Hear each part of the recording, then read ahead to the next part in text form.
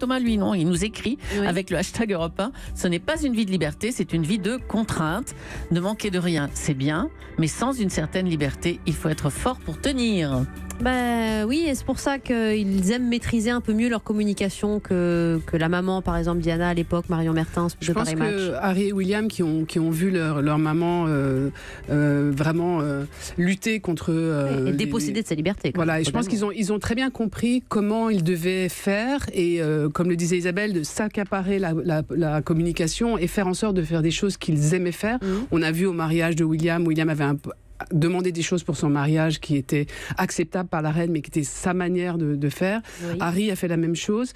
Et je pense que c'est ça qui est intéressant, c'est que cette génération-là, ils parlent souvent des leçons du passé. Ils n'arrêtent pas de nous parler des leçons du passé. Les leçons du passé, c'est aussi être en contrôle en 2018 de ce qu'est un envoyé spécial de la reine.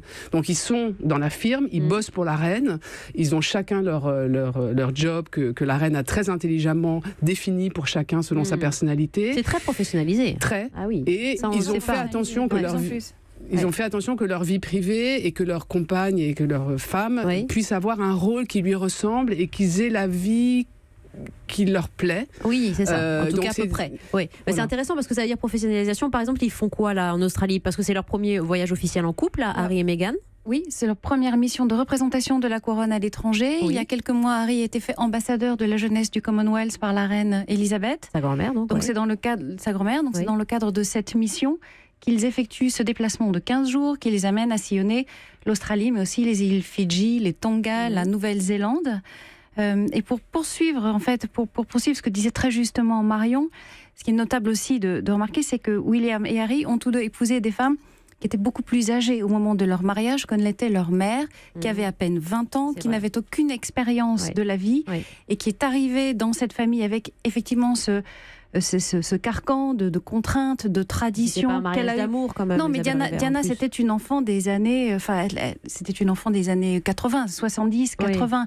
Donc il y avait un esprit d'émancipation, de liberté à l'époque qui soufflait sur sa génération.